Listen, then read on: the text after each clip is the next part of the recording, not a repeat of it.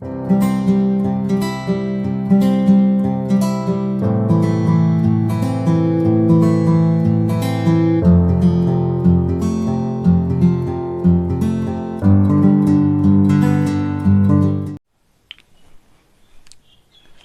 Viewers, welcome to my YouTube channel.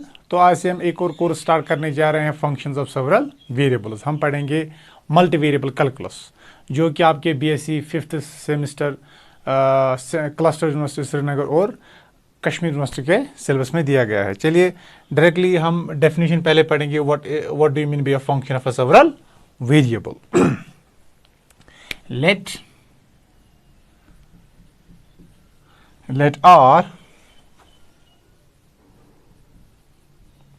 be the set of,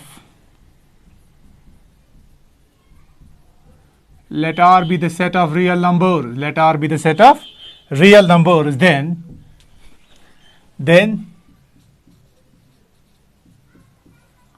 Rn, ये होगा R cross R, how many times? N times. R raised power is called R cross R, so on cross R. How many times? N times.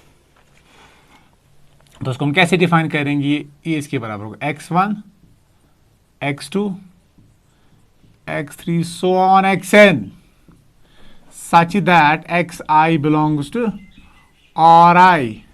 Sorry, xi belongs to R for all I equals to 1, 2, 3, so on up to n. तो ऐसे हम define करेंगे Rn. Let S be the subset of R. चलिए हम S इस Rn का subset लेंगे। तो then a function, फिर अगर हम फंक्शन डिफाइन करें, then a function f from S to Rn, then a function f from S to Rn is said to be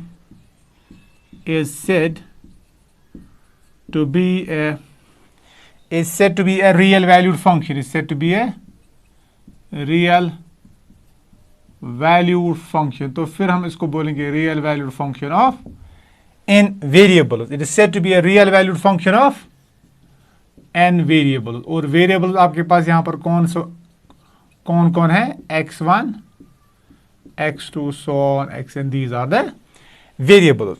It is said to be a function of real valued function of n variables. In particular, अब आपके syllabus में जो दिया गया है ना, वहां पर हमने खाली पढ़ना है फंक्शन ऑफ 2 वेरिएबल्स। इसका मतलब हम n क्या लेंगे? हम n लेंगे इज इक्वल टू 2। तो आपको दो ही वेरिएबल्स आएंगे, x and y, x1 and x2, और हम इनको बोलेंगे x and y। In particular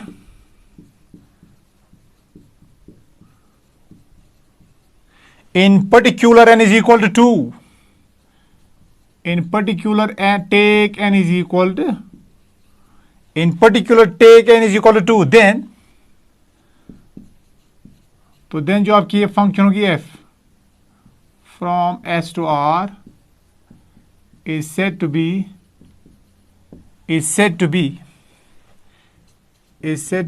a real valued function. Is said to be a real valued function of 2 variables, x1 and x2, या आप लिख सकते हो x and y. It is said to be the real valued function of 2 variables. और इस set को हम बोलते हैं क्या? इस सेट को हम बोलेंगे डोमेन ऑफ द फंक्शन, और इसको बोलेंगे कोडोमेन ऑफ द फंक्शन। और जो वैल्यूज एज्यूम करेगा ना इस R में, उनको बोलेंगे हम रेंज ऑफ द फंक्शन। ये तो आपको पता ही है।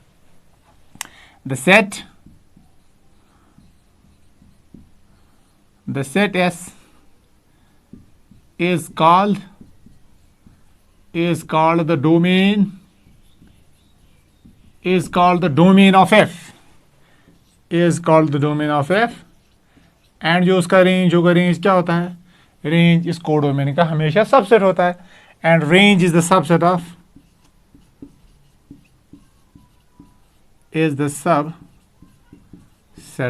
R.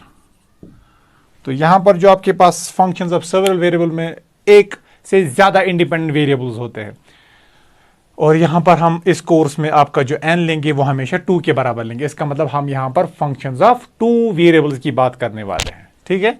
तो आई होप आपको ये डेफिनेशन समझ आई होगी। चलिए अब हम पढ़ेंगे code definition neighbourhood of a point.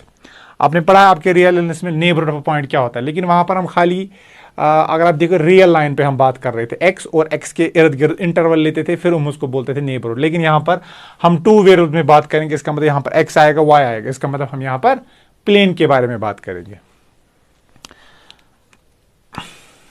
Neighbourhood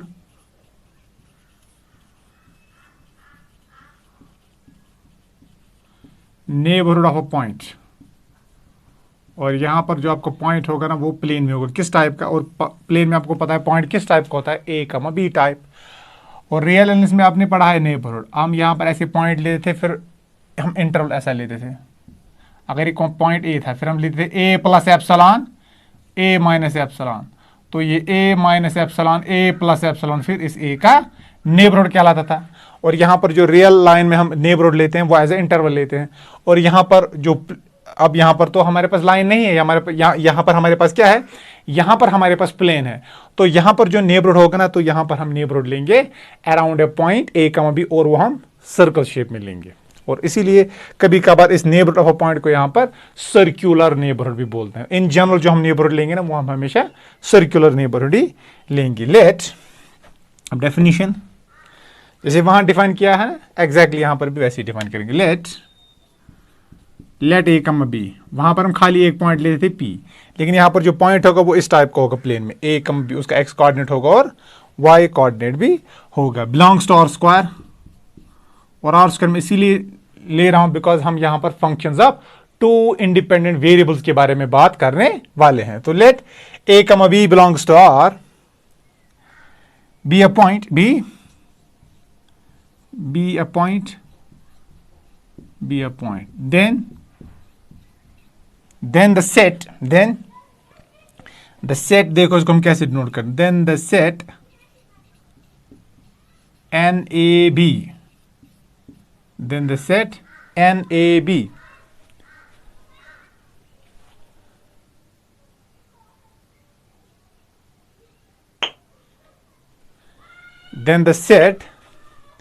NAB is equal to x comma y such that x comma y belongs to R, और ऐसे हम लेते a माइनस एच, यहां पर हम एप्सिलॉन लेते थे ना, यहां पर हम लेंगे जो हम x का इंक्रीमेंट लेंगे उसको हम बोलेंगे h, और जो y का इंक्रीमेंट लेंगे उसको हम लेंगे k, ये याद रखना। तो यहां पर खाली एक रियल लाइन थी रियल एनालिसिस में, वहां पर हम खाली नेबरहुड स्मॉल पॉजिटिव नंबर लेते थे एप्सिलॉन, लेकिन यहां पर हम अलोंग एक्स एक्सिस लेंगे स्मॉल पॉजिटिव नंबर h, और अलोंग y एक्सिस मानेंगे increment small positive number k। ये याद रखना, इस कोर्स में मैं यही यूज करूंगा। a minus H is less then x, और this is less then a plus h, और y में लूंगा y is less then b plus k, and this is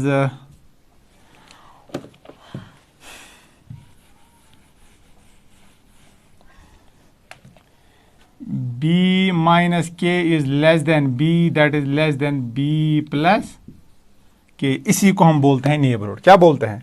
neighbourhood. तो यही आपका क्या रहता है, neighbourhood of point a comma b। इसको हम ऐसे भी लिख सकते हैं, और इस नेबरहुड को यहां पर हम रेक्टेंगुलर नेबरहुड भी बोलेंगे। x comma y such that x comma y belongs to R, तो it is a collection of all the points x comma y such that, देखो क्या होगा, x is less then a plus h, x is less then, तो इसको मैं ऐसे लिख सकता हूं, minus a is less then x minus a, that is less then a h।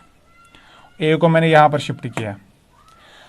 मैं जानता हूं, देखो जरा ऐड करो ए बोथ, सबट्रैक्ट करो ए बोथ साइड, ये बनेगा क्या बनेगा, a minus A, that is minus H, ये बनेगा x माइनस ए, ये बनेगा सिंपली h। एग्जैक्टली यहां पर भी ऐसे ही करेंगे तो क्या आएगा, b, सॉरी यहां पर ये y है, तो यहां पर आपको आएगा y minus b, that is less than k, that is greater than minus k।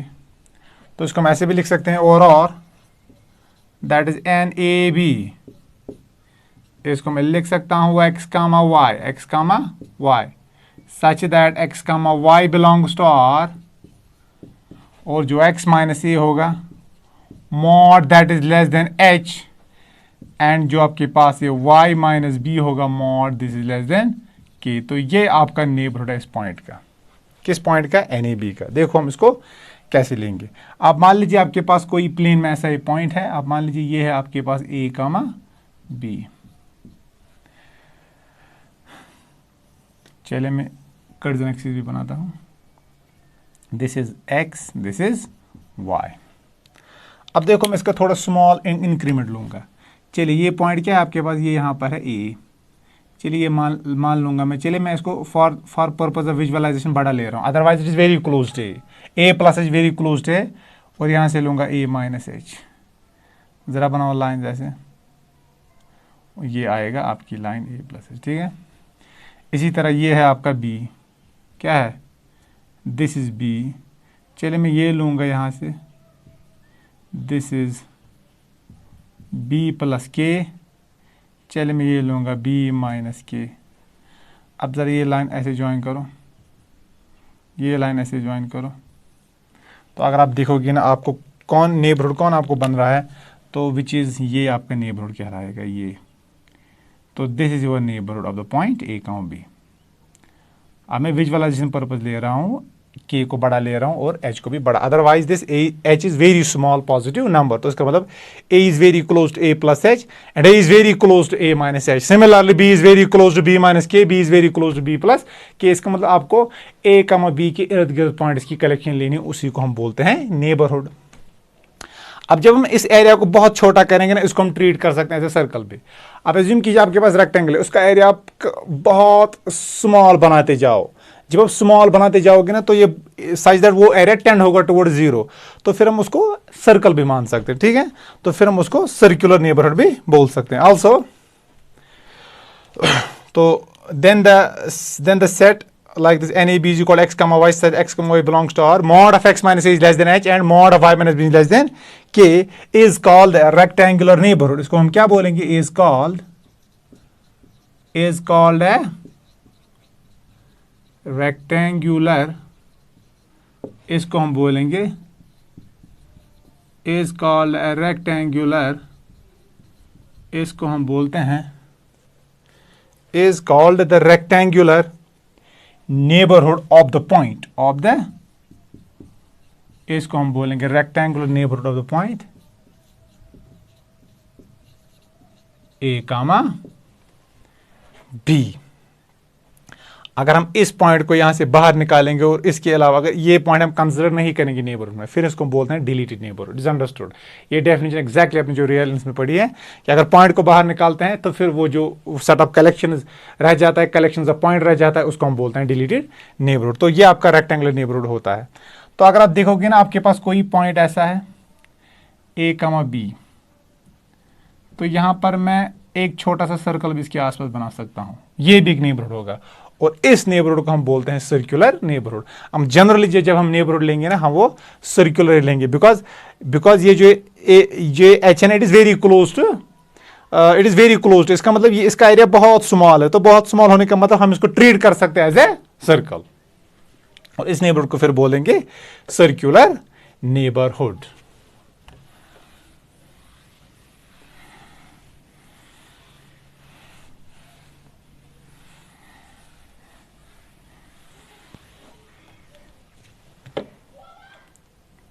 अगर हम ऐसे लेंगे also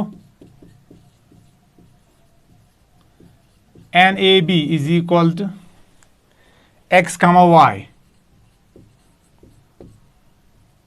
such that x minus a square plus y minus b square is less than delta square। तो इसका मतलब it is very small circle. तो जो इस सर्कल का रेडियस है ना, इट इज डेल्टा, इसका रेडियस है, and delta is a very small positive number. तो इसको भी हम बोलेंगे नेबरहुड। ये कौन सा नेबरहुड होगा? It will be a circular neighbourhood of a point A comma B is called a circular is called, चलो शॉर्ट में लिखना सर्कुलर एनबीडी, एनबीडी का मतलब neighbourhood, is called circular neighbourhood of a point of a point A comma B. अब जब भी हम neighbourhood के बारे में बात करेंगे हम सर्कुलर नेबरहुड लेंगे, बिकॉज जो ये रेक्टेंगुलर नेबरहुड ना, जब इसका एरिया बहुत स्मॉल हम लेंगे तो we can treat it as a circle. और जो डेल्टा है वायर डेल्टा पॉजिटिव, ये क्या है, is an arbitrary small, is an arbitrary small positive real number. I hope it is clear. अब यहां पर हम एक रिमार्क लिखेंगे,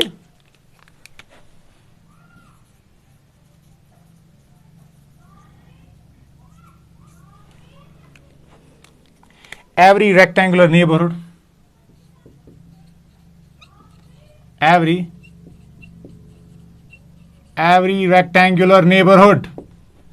every rectangular neighborhood of a point of a, तो हर कोई रेक्टेंगुलर नेबरहुड किसी पॉइंट का is a circular neighbourhood, is a circular neighbourhood and vice versa. Because जो ये है ना, बिकॉज मैंने अभी बोला a plus H is very close to a minus H is very close to a, is b minus K is very close to b plus K is very close to b। इसका मतलब ये area बहुत small है तो इसको हम treat कर सकते हैं एज ए सर्कल। तो रेक्टेंगुलर नेबरहुड को हम ट्रीट कर सकते हैं सर्कल, सर्कुलर नेबरहुड को हम ट्रीट कर सकते हैं एज ए रेक्टेंगल, बिकॉज ये इस सर्कल का भी रेडियस क्या होगा, इट इज वेरी स्मॉल। ठीक है, तो इसको हम एज ए रेक्टेंगल भी मान सकते हैं या रेक्टेंगल को हम एज ए सर्कल भी मान सकते हैं।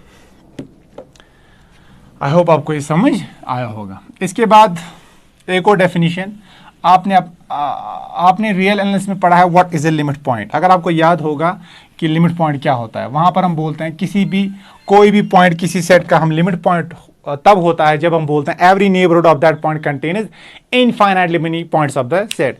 एग्जैक्टली यहां पर भी वैसे ही डेफिनेशन है। तो यहां पर हम किसी पॉइंट को लिमिट पॉइंट तब बोलेंगे जब हम कोई पॉइंट लेंगे, लेकिन यहां पर पॉइंट किस टाइप का होगा, ए कमा बी टाइप का, बिकॉज हम फंक्शंस ऑफ टू वेरिएबल्स के बारे में बात कर रहे हैं। इसका मतलब हम कहां पर हैं, हम प्लेन में हैं। तो यहां पर हम किसी भी पॉइंट को हम बोलते हैं it is a neighbourhood of a point when every limit point of a set when every neighbourhood of A comma B contains infinitely many points of the set. तो फिर हम बोलेंगे ये इसका लिमिट पॉइंट है।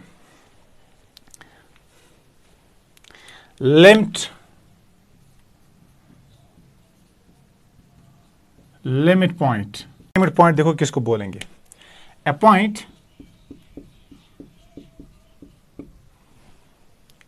ए comma B, a point a comma b is said to be a limit point, is said to be a limit, it is said to be a limit point of a set, it is said to be a limit point of a set, and set यहां पर होगा as that is a subset of R square if, तो इसको हम बोलेंगे किसी point A comma B को हम बोलेंगे लिमिट पॉइंट किसी भी सेट एस का if every neighbourhood, if every NBD means every neighbourhood of A comma B, अब कोई भी नेबरहुड क्यों ना लो, किसका, ए कमा बी का, ये कंटेन करेगा infinitely many points. Every neighbourhood of A comma B contains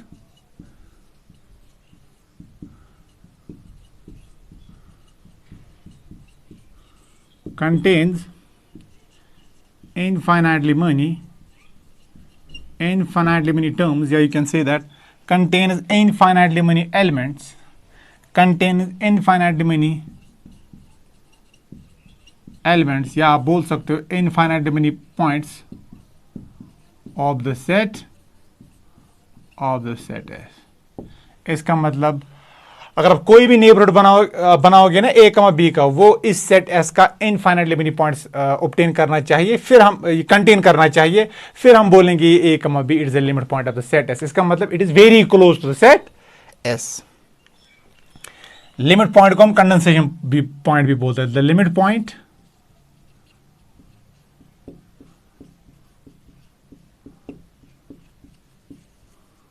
is also known as, the limit point is also known as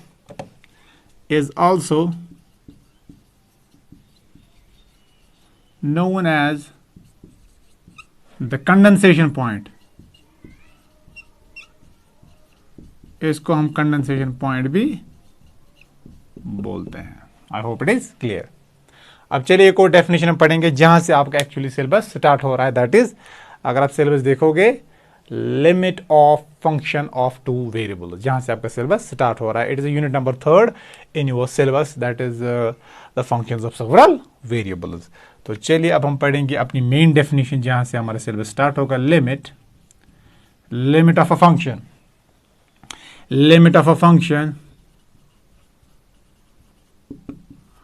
of two variables।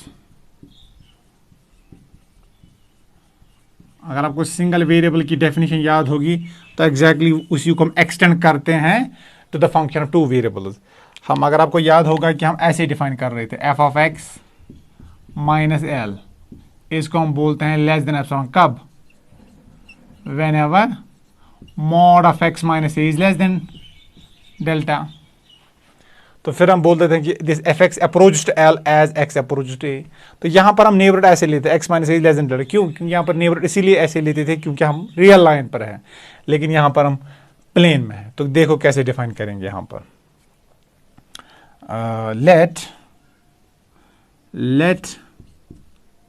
Late f from S to R, और ये S क्या होगा आपका? ऐसे याद रखना, S is a subset of R square, it is a subset of R square. Be a function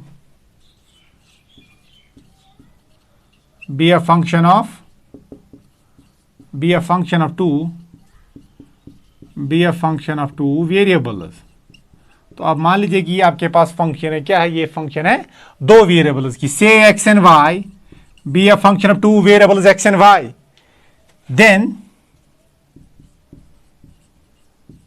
then a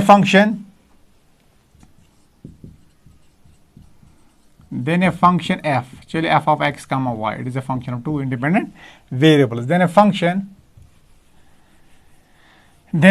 f of x comma y, then a function f of x comma y is said to tend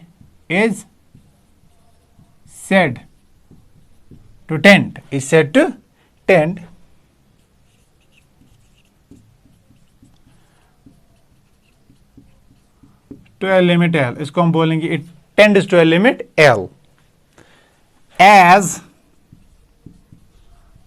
the point, यहां पर point क्या होगा?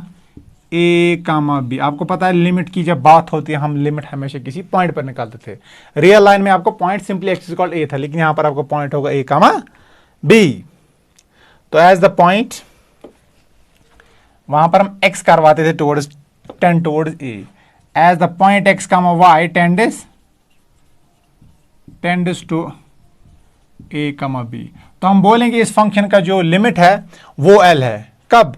जब आपके पास जो point है x comma y tends to a comma b, if for any epsilon positive, if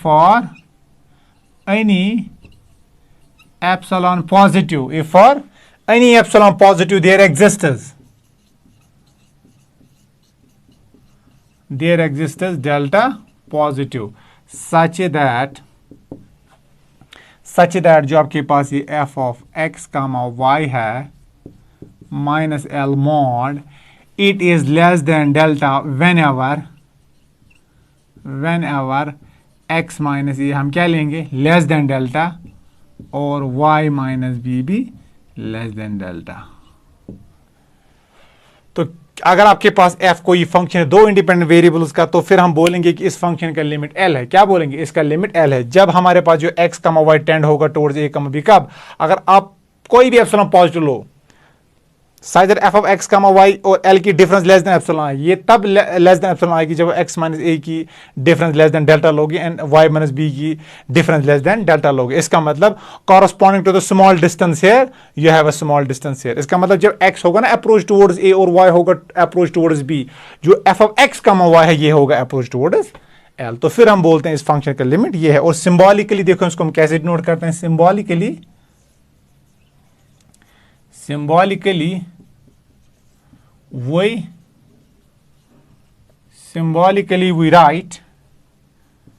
we write it as, तो symbolically हम इसको ऐसे लिखते हैं, limit x comma y approached a comma a f of x comma y।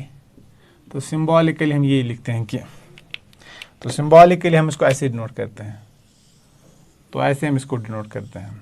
तो limit x comma y approach a comma b as f of x Y is approach, तो limit f of x Y is equal to l as x comma y tends to a comma b। तो symbolically हम इसको ऐसे ही denote करते हैं।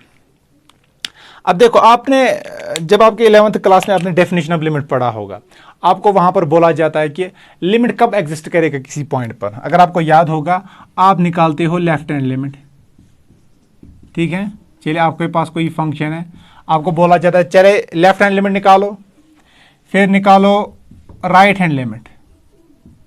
चलिए left hand limit निकालो, या पहले राइट हैंड लिमिट निकालो फिर लेफ्ट हैंड लिमिट निकालो। तो आप जब लिमिट निकालते थे वहां पर, तो फिर आप बोलते हो कि अगर ये इक्वल होंगे, फिर आप बोलते थे कि limit of a function exists at X is equal to A, और फिर कॉमन वैल्यू को ऐसे डिनोट करते थे। इसका मतलब क्या है, देखो इसका मतलब क्या है, इसका मतलब यह है कि अगर आपके पास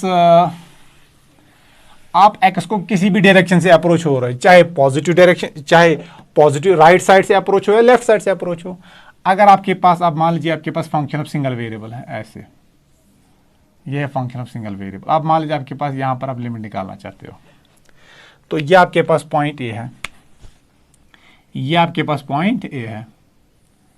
तो अगर आप, ये एल है, जरा आप इस पॉइंट के क्लोज जाओ, तो देखो यहां पर आपको ऐसे मिल रहा है, इस पॉइंट के क्लोज जाओ, तो यहां से अप्रोच हो रहा है टुवर्ड्स ए, जरा देखो ये कहां पर अप्रोच हो रहा है, ये हो रहा है अप्रोच टुवर्ड्स एल। इसी तरह तो ये कौन सा अप्रोच है, इसको हम बोलेंगे कि हम लेफ्ट साइड से अप्रोच हो रहे, हम लेफ्ट साइड से ए को अप्रोच कर रहे हैं। चलिए राइट साइड से अप्रोच करो, तो आपको यहां पर ऐसा वैल्यू निकलेगा। चलिए यहाँ से इसके नज़दीक आओ, तो यहाँ पर अगर देखो कॉरस्पॉन्डिंग पॉइंट क्लोज हो रहा है। चलिए हम ए की और क्लोज जाएंगे, यहाँ पर जो कॉरस्पॉन्डिंग वैल्यू है ना फंक्शन का, ये भी और क्लोज जा रहा है टुवर्ड्स एल।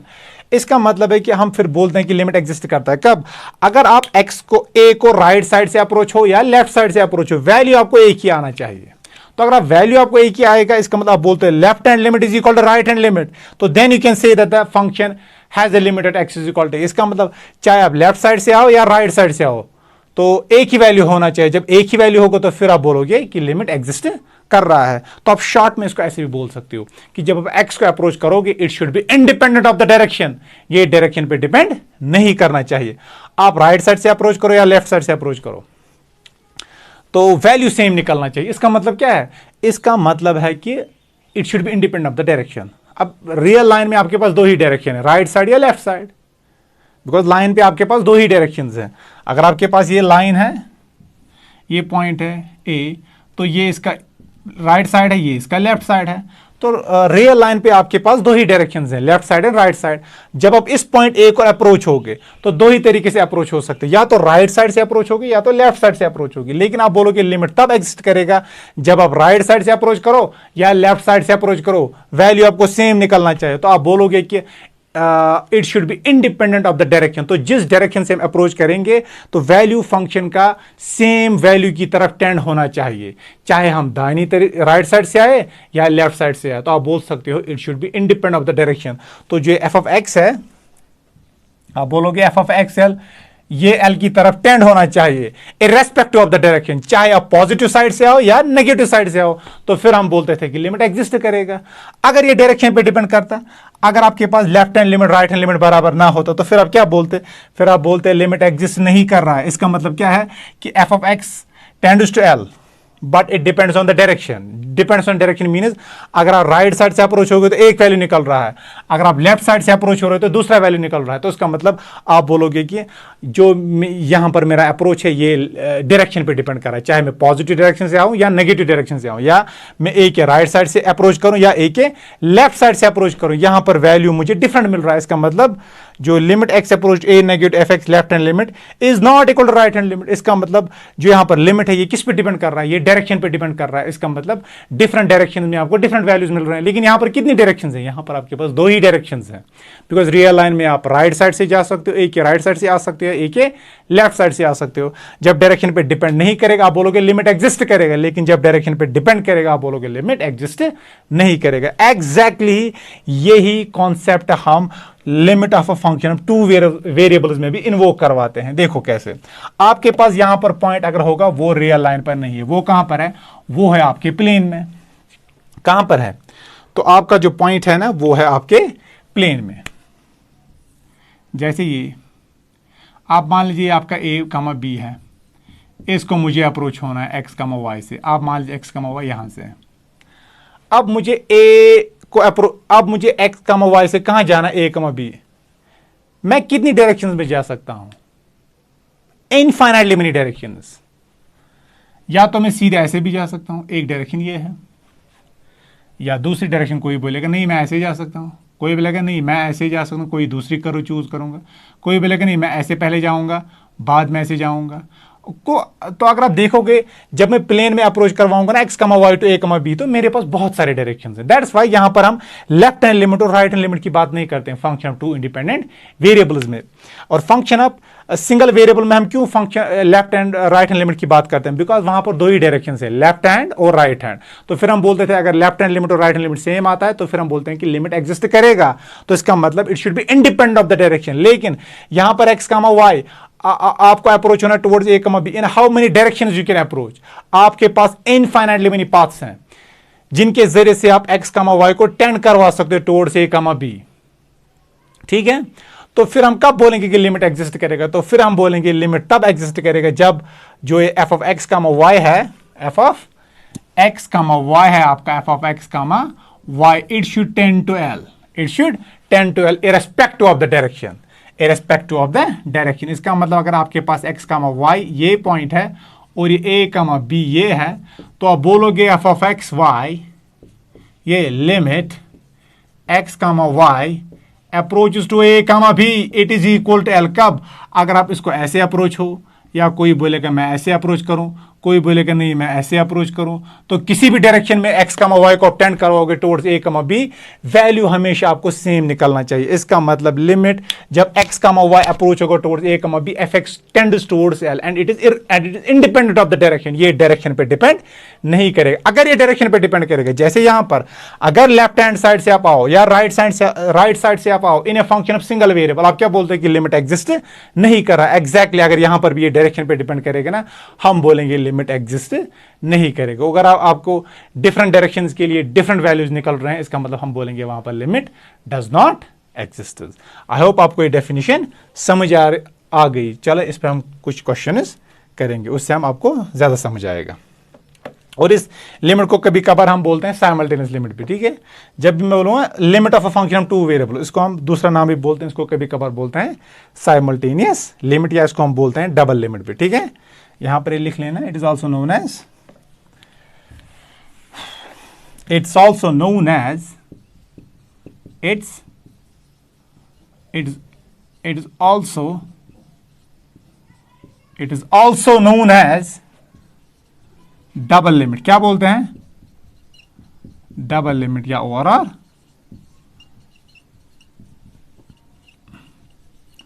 साइमल्टेनियस। तो इसको हम डबल लिमिट भी बोलते हैं या साइमल्टेनियस लिमिट भी बोलते हैं। अब मैंने बताया अगर डायरेक्शन पे डिपेंड करेगा हम बोलेंगे लिमिट एग्जिस्ट नहीं कर रहा है। तो अगर आपको डिफरेंट डायरेक्शन से डिफरेंट वैल्यूज निकल रहे हैं तो हम बोलेंगे limit does not exist at that point. जैसे सिंगल वेरिएबल में हम बोलते थे left hand limit, right hand limit पे अगर यहाँ से अप्रोच होगा और यहाँ से अप्रोच होगा, वैल्यूज डिफरेंट निकल रहे हैं, इसका मतलब ये डायरेक्शन पे डिपेंड करेगा। ठीक है, तो हम बोलेंगे वहां पर लिमिट एग्जिस्ट नहीं करेगा। एग्जैक्टली यहां पर अगर डायरेक्शन पे डिपेंड करेगा तो हम बोलेंगे लिमिट एग्जिस्ट नहीं करेगा। लेकिन यहां पर हम लेफ्ट हैंड और राइट हैंड लिमिट की बात इसीलिए नहीं कर पाएंगे क्योंकि यहां पर हमारे पास इनफाइनाइटली मेनी डायरेक्शंस हैं और यहां पर दो ही डायरेक्शंस है, पॉजिटिव साइड और नेगेटिव साइड। ठीक है, पॉजिटिव मतलब right side of A and left side of A. चलिए कुछ क्वेश्चंस करेंगे।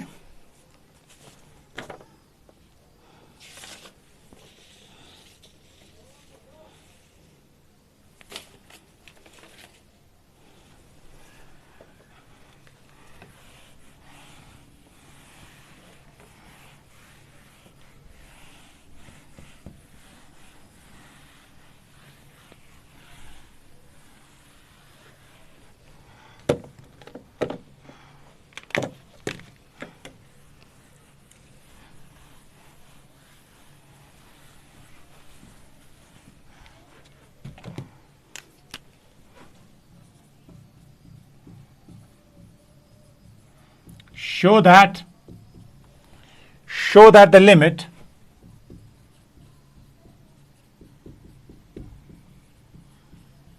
does not exist. Show that the limit does not exist when x comma y approaches to 0 comma 0 for the following function, for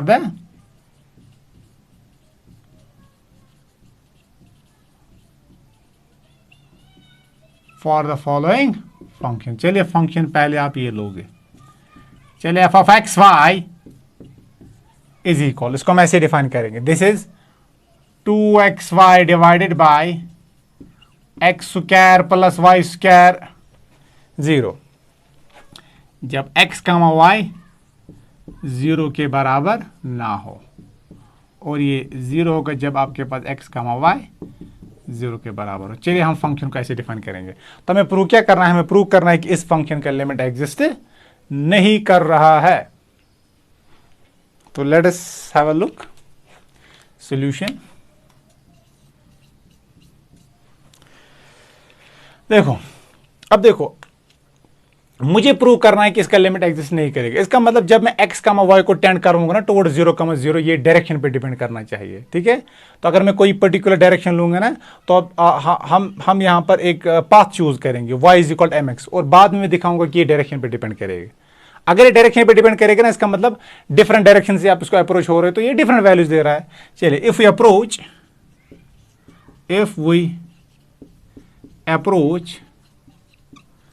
approach to 0 कामा 0, चले मैं 0 कामा 0 को ऐसे approach होऊंगा along the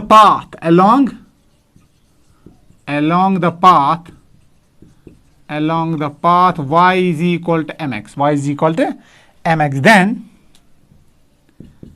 then तो x आपका टेंड होगा 0, कब? जब y टेंड होगा toward 0, then x tends to 0 as y tends to 0, then y tends to 0। इसका मतलब आपके पास जो ये है ना, ये पॉइंट ऑरिजिन, इसको आप कहां से अप्रोच हो रहे हैं? इसको आप इस लाइन से अप्रोच हो रहे हैं। चलिए this is y is equal to mx। तो m क्या है आपके पास? m है आपके पास स्लोप।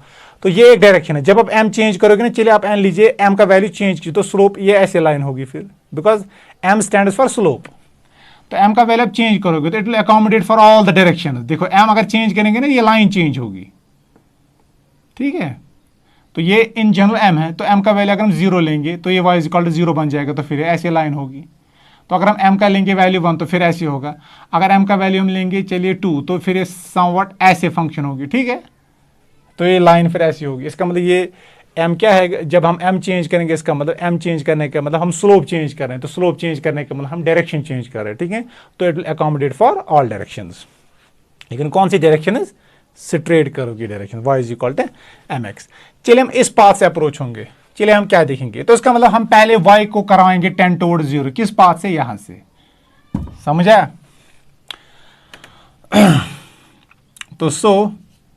तो limit x comma y approaches to 0, 0 f of x comma y. I hope आपको ये समझ आया। तो ये किसके बराबर है, मैं लिख सकता हूं उसको लिमिट, चले मैंने x को लिया 10 टुवर्ड 0 और y को मैंने माना इसके बराबर mx के बराबर, ठीक है। तो क्या आपको आएगा, ये आपको आएगा f of x comma mx, समझ आया। और आप जानते हो जब ये x होगा ना 10 टुवर्ड 0, y ऑटोमेटिकली 10 होगा toward 0 because y is equal to mx, इसीलिए मैंने यहां पर लिया x इज इक्वल टू 0। जब x होगा टुवर्ड 0 तो ये mx ऑटोमेटिकली टुवर्ड 0 आएगा बिकॉज, और mx किसके बराबर है, ये y के बराबर, इसका मतलब y टेंड्स टू 0। तो मैं लिख सकता हूं इसको ऐसे, this is limit x approach to 0, जरा f x mx किसके बराबर है, x is not equal to 0। जब x नॉट इक्वल टू 0 होगा इसका मतलब x tends to 0, tends to 0 का मतलब क्या, ये 0 के बराबर नहीं है। जब x 0 के बराबर नहीं, इसका मतलब mx भी 0 के बराबर नहीं होगा। तो वैल्यू ऑफ फंक्शन हम यही लिख सकते हैं। तो क्या आपको आएगा 2x, और y की जगह क्या है, y की जगह है mx, और नीचे क्या आपको आएगा, this is x square plus m square x square. तो मैं लिख सकता हूं और this is limit x comma y approaches to 0, 0 f of x y। तो फिर मैं इसको लिख सकता हूं, this is limit x approach to 0, तो this is 2, this is m, this is x into x is x square. तो नीचे मैं लिख सकता हूं 1 प्लस m स्क्वायर लिख सकता हूं, और x स्क्वायर बाहर निकालूंगा, x स्क्वायर को। अब बचेगा क्या यहाँ पर, 2m divide by 1 plus m square, तो it is free from limit, तो मैं डायरेक्टली लिखूंगा इसको 2m divide by 1 plus m square. अब जरा देखो ये लिमिट किस पे डिपेंड कर रहा है, ये m पे डिपेंड कर रहा है। तो अगर हम m को चेंज करेंगे, व्हाट डज इट मीन, इसका मतलब डायरेक्शन चेंज हो रही है। तो इसका मतलब जो ये लिमिट है ये किस पे डिपेंड कर रहा है, ये m पे डिपेंड कर रहा है, इसका मतलब ये डायरेक्शन पे डिपेंड कर रहा है। इसका मतलब अगर हम m का वैल्यू डिफरेंट लेंगे तो इस वैल्यू जो ये लिमिट है, limit x approach x comma y approach 0, 0 f of x comma y, इसका डिफरेंट वैल्यूज आ रहे हैं, इसकी क्या आ रहे हैं, डिफरेंट वैल्यूज आ रहे हैं। तो m का अगर हम एक वैल्यू लेंगे तो एक डायरेक्शन, m का दूसरा वैल्यू तो दूसरा वैल्यू, यहां से आएंगे तो तीसरा वैल्यू, समझ आ रहा है। तो मैं क्या लिखूंगा, which depends on m, which, I hope आपको समझ आ रहा है। अगर आपको समझ नहीं आ रहा है तो आप कमेंट सेक्शन में मेंशन कीजिएगा आपको कहां पर कंफ्यूजन हो रहा है, तो अकॉर्डिंगली मैं वहां पर आपकी क्वेरी रिजॉल्व कर लूंगा। तो क्या बोलूंगा मैं, which depends on m, which depends on m and is which depends on m। इसका मतलब ये किस पे डिपेंड कर रहा है, m पर। तो अगर हम m का वैल्यू चेंज करेंगे तो इसका वैल्यू चेंज है, इसका वैल्यू चेंज होगा। लेकिन मैंने अभी बोला लिमिट कब एग्जिस्ट करेगा, जब ये इंडिपेंडेंट ऑफ द डायरेक्शन होगा, डायरेक्शन पे डिपेंड नहीं करेगा। लेकिन यहां पर तो ये डायरेक्शन पे डिपेंड कर रहा है, इस डायरेक्शन से आओ तो m का कुछ वैल्यू होगा तो एक वैल्यू आएगा। चलिए हम m को m1 मानेंगे तो अकॉर्डिंगली यहां पर 2m1 divide by 1 plus m1 square value आएगा। चलिए m को लेंगे m2, इस डायरेक्शन से m2, तो इस वक्त आएगा 2m2 divide by 1 plus m2 square, ठीक है। तो डिफरेंट वैल्यूज के लिए आपको डिफरेंट वैल्यूज ऑफ m के लिए आपको डिफरेंट वैल्यूज इसके निकल रहे हैं। तो हम क्या बोले कि which depends on m, which depends on m and is different, and is different, and is different for, and is different for different values of. तो हम बोलेंगे ये किस पे डिपेंड करेगा, ये m पे डिपेंड कर रहा है, और जब हम m का वैल्यू चेंज करेंगे तो इसका वैल्यू भी डिफरेंट मिल रहे हैं। तो इसका मतलब ये किस पे डिपेंड करेगा, ultimately it depends upon the direction. अब जब ये डायरेक्शन पे डिपेंड करेगा, इसका मतलब जब x, y को अप्रोच हो रहा है ना टुवर्ड्स 0, 0, ये किस पे डिपेंड कर रहा है, it depends upon the direction. इसका मतलब लिमिट डज नॉट एग्जिस्ट, यही तो प्रूव करना था, the limit does not exist. तो which is different for different values of m। तो क्या हम बोलेंगे, दस limit x comma y approaches to 0, 0 f of x comma y does not exist। I hope आपको समझ आया है जो मैं आपको कंटेंट्स आज पढ़ा है। अब अगर किसी को समझ नहीं आ रहा है तो अगेन मैं बोल रहा हूं कि आप कमेंट सेक्शन में मेंशन कीजिएगा। आई होप जो मैंने कंटेंट्स आपको आज पढ़ाए आपको समझ आए होंगे, और ज़्यादा से ज़्यादा चैनल को आप शेयर कीजिए, सब्सक्राइब कीजिए और लाइक कीजिए अपने फ्रेंड्स के साथ, सो दैट उनका भी कुछ फ़ायदा हो जाए। और अगर कहीं पर कन्फ्यूजन आपको अगेन रह रहा है तो आप कमेंट सेक्शन में मेंशन कीजिएगा, और इस चैनल को आप सब्सक्राइब भी कीजिएगा और शेयर भी कीजिएगा और लाइक भी कीजिएगा। Bye bye, thank you.